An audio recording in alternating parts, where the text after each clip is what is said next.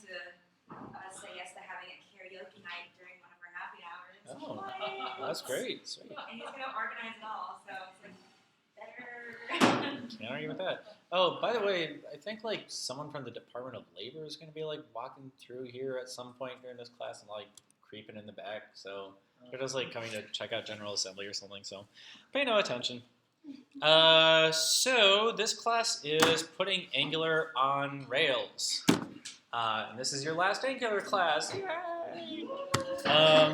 So far you have seen how to do Angular with no backend, how to do a backend with no Angular, that was the Rails unit, and how to do Angular with someone else's backend. Yeah, every time I say backend, it always sounds funny. You know what I mean.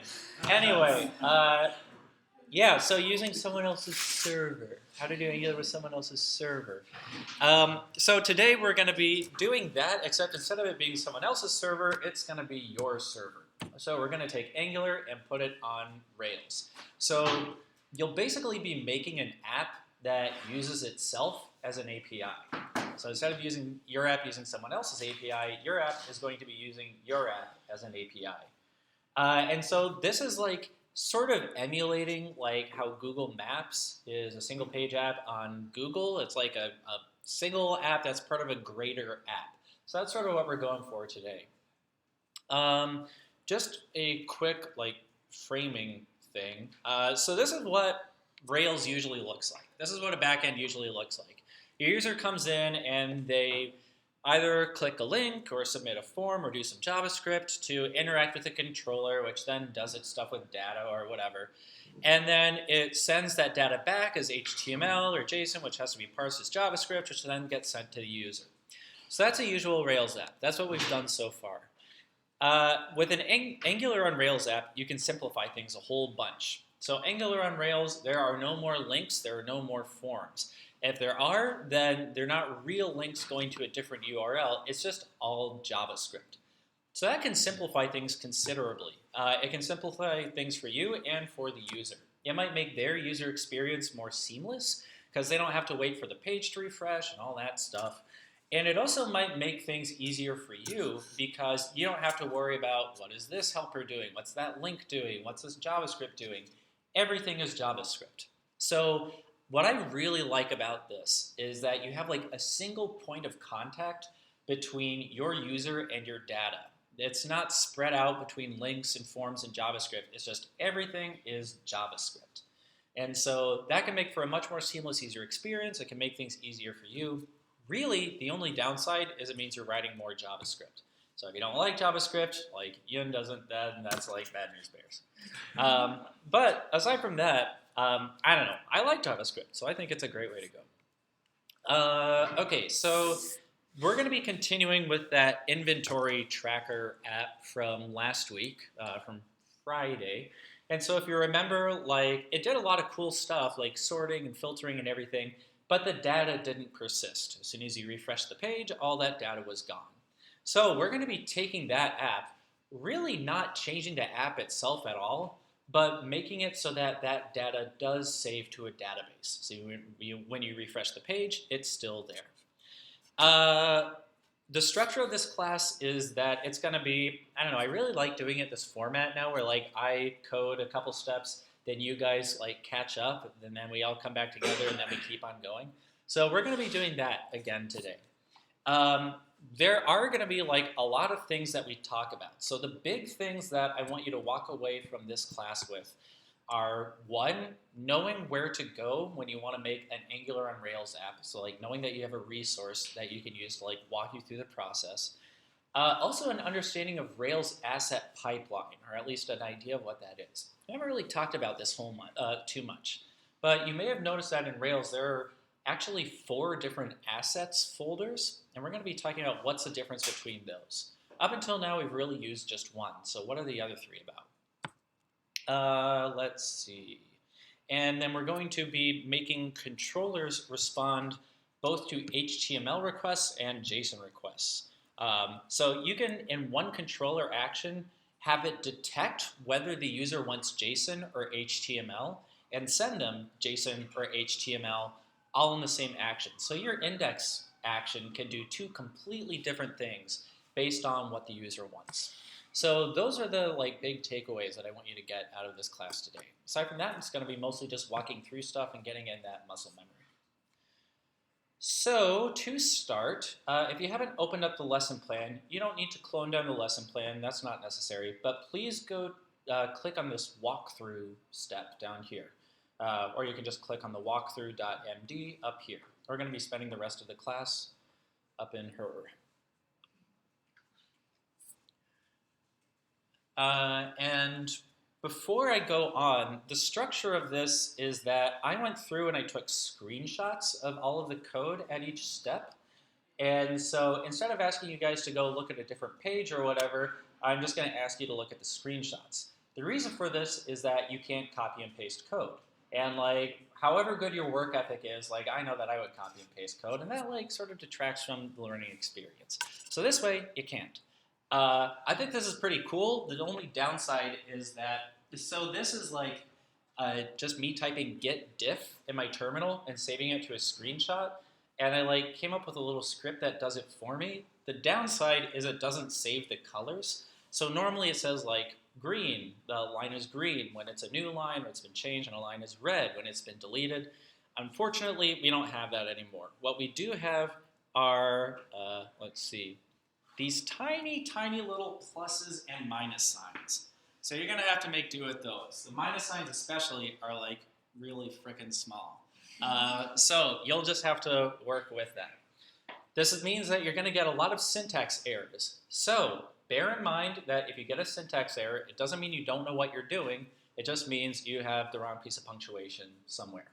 So no undermining your beliefs or whatever just because you got a syntax error. It's all right. The first link up here is a link to a deployed version of this.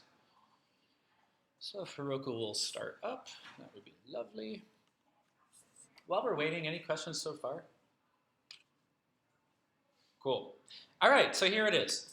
You can see that if I sort this, well, I must have reseeded the database. Oh, wait, no, here we go. You can see that there's already some data in here. So if you guys go to this page, you'll see all this data. You can update the data, delete the data, do whatever you want. So this is a live working version. I can type something in here. This is something. And then refresh the page. And it's still there. So this is the exact same thing we had on Friday, but that data actually persists. And now I'm going to leave it before people start putting dirty stuff on me.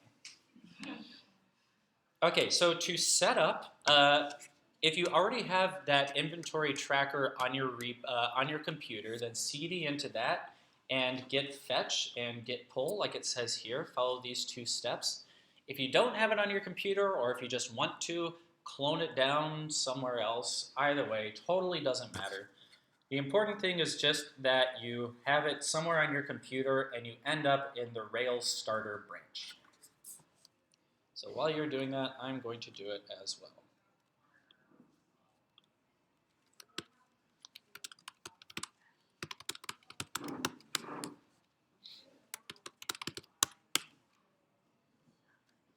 Git checkout. What was it? Rails starter.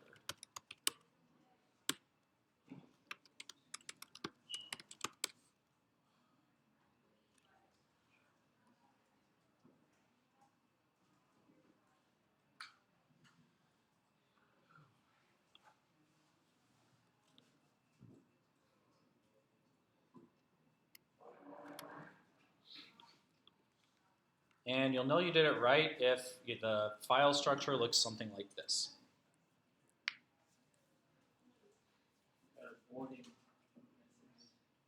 The what? Yeah. Let's stop there and I'll scamper around to get everyone in the same place. That's because you need to end commit before you can check out.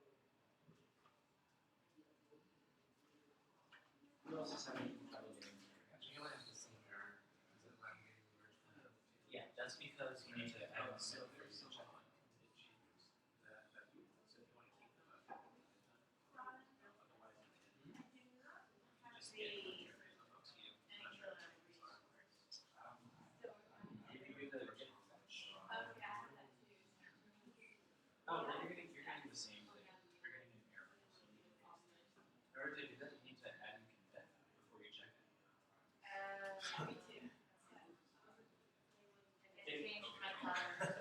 Oh, gotcha. Basically getting used to it. So if you have an asterisk next to your branch name, that means that you have uncommitted stuff, and so you need to add and commit before you check out.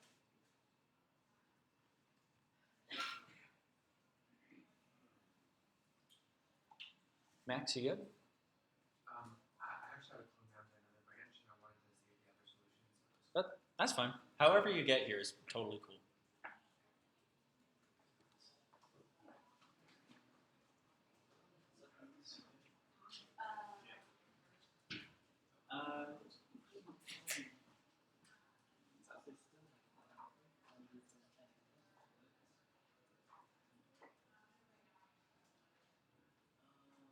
Alright, so could you type git merge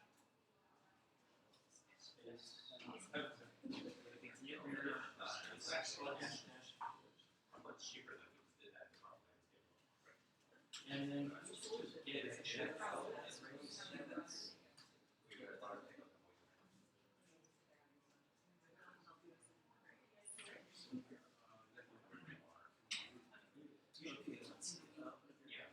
Alright, anyone else having trouble getting set up? Merge conflicts? If you're getting merge conflicts, that's actually my bad. I should have written the instructions slightly differently. If you're getting merge conflicts, then please do this. Please do git merge -- abort.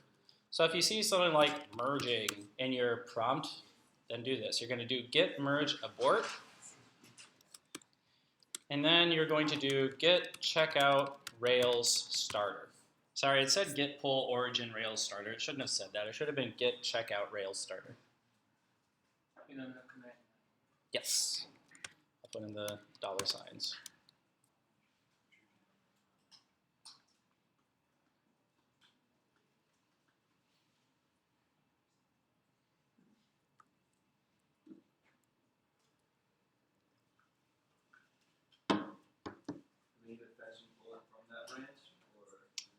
You should be able to just do these two commands. And if you end up in Rails starter, then you're good to go.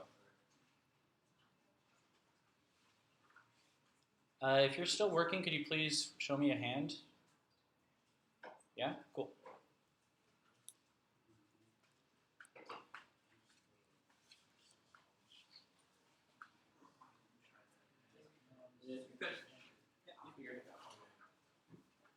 Max, you're good? Gotta show me your hand if you're not. So you're also just going to keep steamrolling on.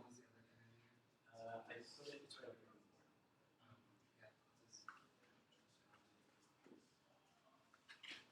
So just try to get check out here. Okay, could you type get clean? Okay, could you do get clean dash n? And could you try to get red cells? Let's try that. Okay, it's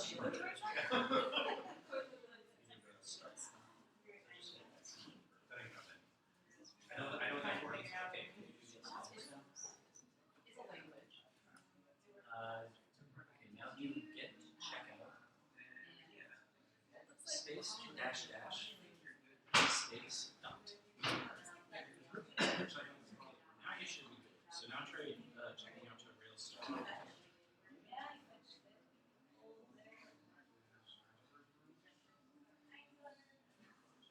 There we go. Now you're good.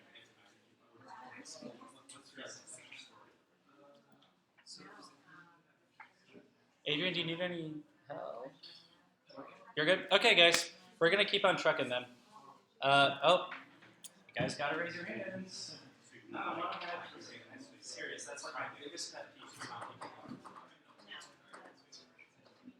Check out an extra step. Can you go back to terminal?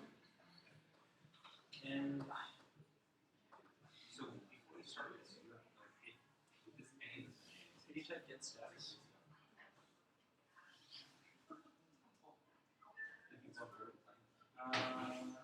You know what?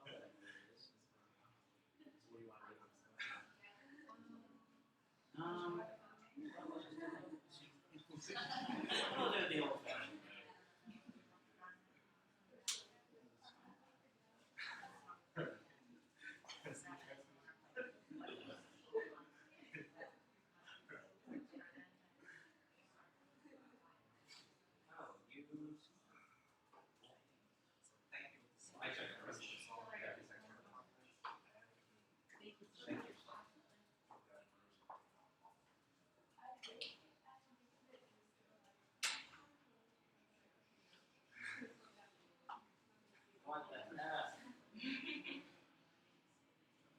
Doesn't make any sense.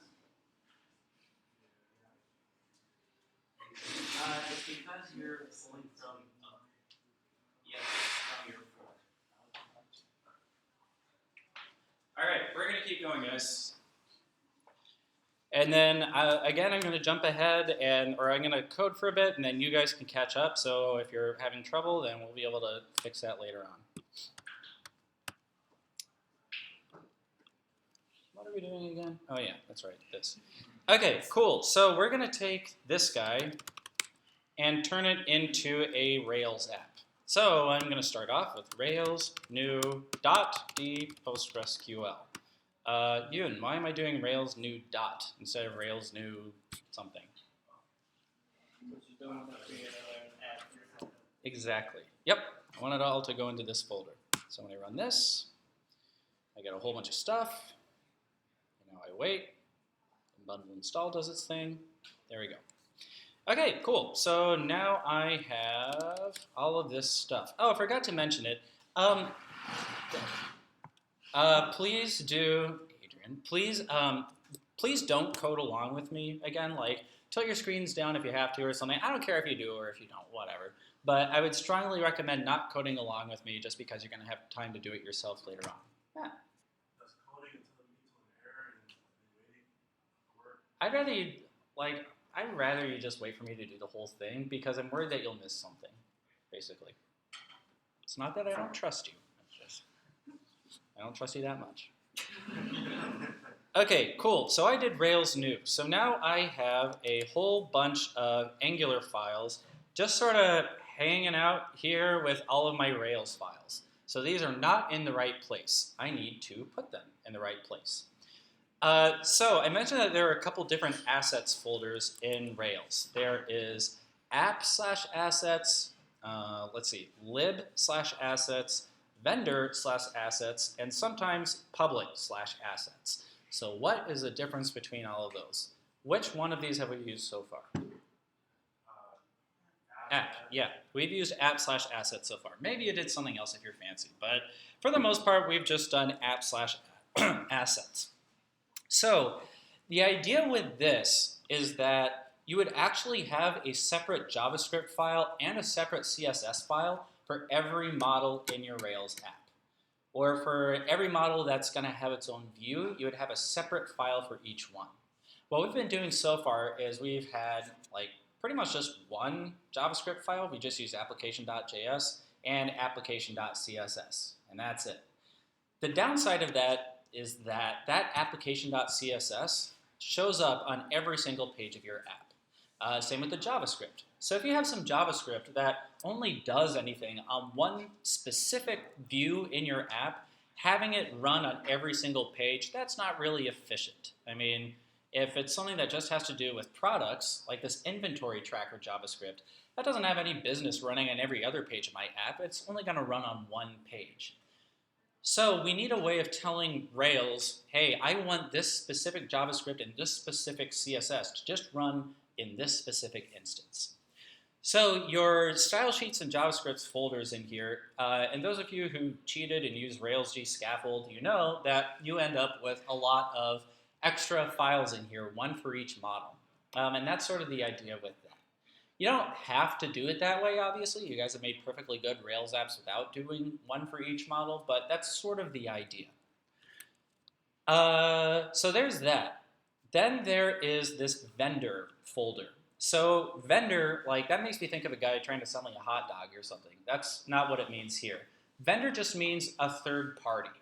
So what you would put in this vendor assets folder is if you want to use jQuery, or you want to use D3, or React, or Bootstrap, or some other library that you did not write, you would put it in the vendor folder. That's the idea, is that the vendor folder is third-party code that you did not write. Some library you got from somewhere else. Then there is lib assets. And so this one is for libraries that you did write. So what I mean by that is a snob and I don't like to use jQuery. I like to basically just lose 6 hours of my time all the time and write my own jQuery every single time for no good reason. But I like to do that because, hey, why not? That's a library that I write myself. Like, I'll write some sort of an element that does like the exact same thing as jQuery's $sign thing. I'll write some sort of a function that does that. A function like that, where it's something that could be used throughout your app, it's not specific to a certain model, that would go in lib. Something that has to do with your app as a whole. That would be appropriate for lib. The last place is public. And so public is actually where everything ends up. So anything in the other three files, any style sheets, JavaScript, whatever, in those assets folders, when your Rails app goes into production, those assets are precompiled. What that means is every single JavaScript is combined into one JavaScript, and it's minified and it's scrunched down. And if you looked at your source code whenever you deployed an app, you probably saw that. Like if I open up the inventory tracker and I look at this, I see one CSS file, I see two CSS files, one JavaScript file. I see the application and I see products. We're going to be making a products model today, which is where this comes from.